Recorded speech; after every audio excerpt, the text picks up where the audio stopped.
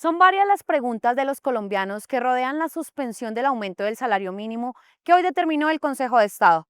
Consultamos a una abogada experta en asuntos laborales para responder a las preguntas que los trabajadores tienen. ¿Qué significa la suspensión del salario mínimo? En términos sencillos, lo que hizo el Consejo de Estado fue frenar los efectos que tenía el decreto que fijaba el salario mínimo para el 2026. Y esto pues porque se habían encontrado irregularidades en la manera en cómo se hizo el estudio para poder emitir un valor específico de aumento, que digamos en este caso es 23.7%. Entonces no se considera que no se analizaron las órdenes de ley que se deben tener en cuenta para un aumento de un salario mínimo. Esto no va a significar que el aumento del 23.7% desaparezca de un momento a otro y que se desplome de un segundo a otro. No, esto lo que indica es que cuando vemos el pronunciamiento del Consejo de Estado, dice que le da 8 días al Estado para que emita un decreto provisional, transitorio, en donde dé un nuevo valor de ese aumento de salario mínimo. Entonces, por ahora, ¿qué nos rige? Nos va a seguir rigiendo el salario mínimo que estuvo decretado para el 2026, hasta que pasen estos 8 días y tengamos un nuevo aumento. Mi empresa ya me subió el sueldo, ¿ahora me lo puede bajar? En la práctica inmediata es importante aclarar que para un trabajador, o bueno, para los trabajadores en general, no significa un cambio inmediato. Esta suspensión es provisional mientras se estudia la legalidad del decreto. Esto porque no estamos hablando de una anulación definitiva ni inmediata. Y muy importante como nota, usted trabajador que recibió el salario como estaba estipulado, no tiene que hacer devolución de dineros, no tiene que preocuparse por eso, porque pues de todas formas, cuando usted se le pagó, ese decreto estaba vigente y pues usted no tiene la responsabilidad de errores que puedan haber dentro del Estado, en la administración del Estado. Ahora, otra de las consecuencias, ¿qué significa para el trabajador?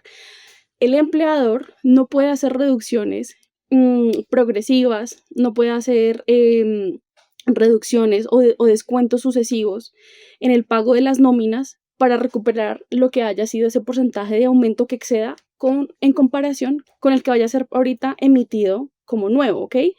Entonces, digamos que en ese aspecto tampoco tendría una consecuencia negativa para el trabajador. Ahora, ¿cómo sé qué salario me debe dar mi empresa y si me liquida bien? No puede hacerse disminuciones unilaterales, el empleador no puede tomar por la derecha, decir, bueno, se aumentó, por ejemplo, 100.000 pesos y entonces de ahora en adelante voy a hacerle un pago de menos 100.000 pesos en la nómina a cada trabajador. No, no se puede hacer eso. ¿Por qué? Porque es que al trabajador siempre lo va a proteger el principio de favorabilidad y el salario es irrenunciable. Entonces, hablemos de la totalidad o de una parte, el trabajador no puede renunciar a su salario y el otro no puede quitarle su derecho al salario. ¿Pero qué sí puede hacer el empleador? Bueno, ya estar atento a cuál va a ser el nuevo decreto en donde se establezca ese salario mínimo nuevo, ajustarlo y de ahí en adelante, pues digamos que se pagará lo correspondiente.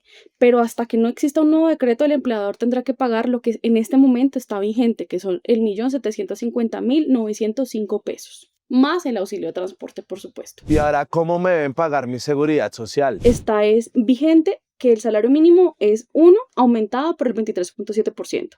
O sea que hasta que no haya otra decisión, lo que se tiene que pagar es el aumento del 23.7%. No hay que cambiar nada, absolutamente nada, porque si de todas formas el empleador dijera, no, voy a cambiar, voy a pagar otra cosa, ¿qué va a pagar? No puede pagar nada diferente porque tampoco nadie hasta el momento tiene conocimiento de siquiera cuál va a ser el aumento o el cambio o la diferencia de porcentajes de aumento de salario mínimo en comparación con el 2025.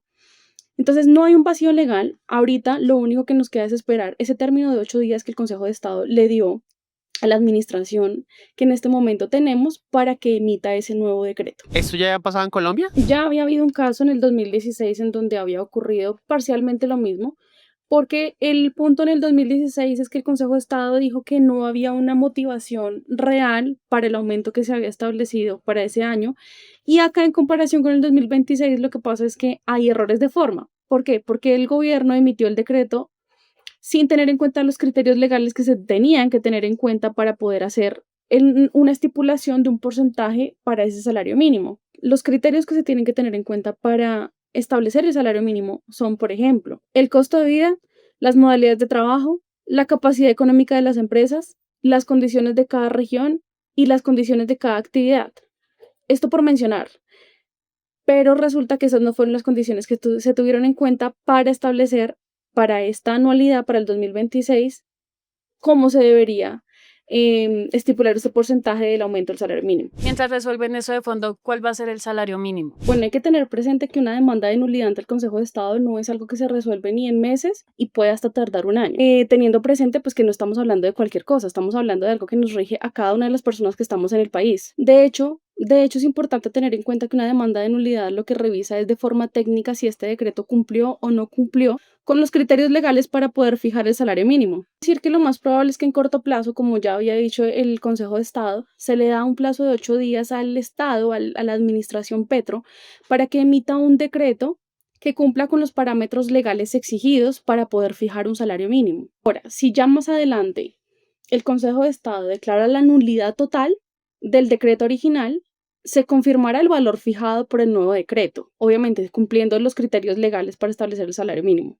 Pero si no, y se considera que no hay irregularidades sustanciales en ese decreto, pues entonces se levanta la suspensión, pero entonces en términos generales y prácticos, el trabajador no queda desprotegido. Al empleador no se le da la potestad de tomar decisión sobre qué va a pasar, si le hace deducciones al empleado de acuerdo a lo que vaya a pasar, si hay mucha diferencia, si hay un peso de diferencia, no, el empleador no va a tener esa potestad. Asimismo, el empleador tampoco queda sin una referencia legal de ahora cómo tiene que pagarle a sus empleados, que pues también es una angustia porque pues ningún empleador que quiera hacer las cosas bien va a querer tener problemas laborales, pues porque digamos que no es el propósito. El propósito de esto no es generar una estabilidad, no es generar vacíos, es simplemente hacer lo más ajustado a la realidad colombiana, cómo debería ser ese aumento del salario mínimo. Y reitero, lo que está en este momento en discusión es la legalidad del procedimiento, no la existencia del derecho al salario mínimo. ¿Tiene más dudas sobre la suspensión del aumento del salario mínimo? Déjenos sus preguntas en los comentarios, los leemos. También puede visitar minuto60.com para conocer el ABC de esta decisión administrativa. María Fernanda López, Minuto 60, un infinito de información.